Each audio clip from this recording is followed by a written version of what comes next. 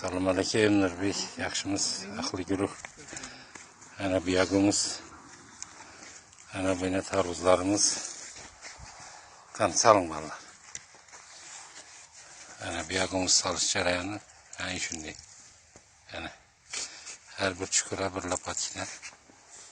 Ana tarvuzni bosmayapmiz.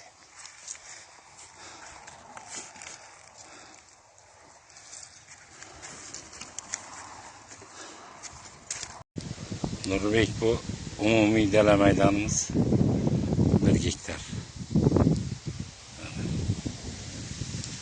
Tarvuz ekilgan. Bazani biyog'imiz berib turibmiz. Xohlasa. O qizlar chapiq qilib olibdi. Azizlar, Ulug'bek aka yuborgan lavhalarga rasmlarni qo'shimcha qilmoqchimiz. Mana siz ko'rib turgan bu rasmlar avvalgi yili pishgan tarvuzlarning rasmlari.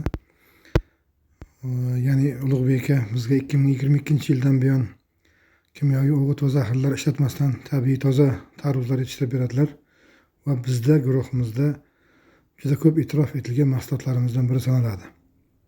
Chunki yaxshi bilasiz, tarvuz o'zida nitratni ko'p to'playdi. Shuning uchun bugun bozorlarimizdagi tarvuzlarda nitrat miqdori haddan tashqari ko'pligi haqidagi ma'lumotlar ko'p uchrab turibdi.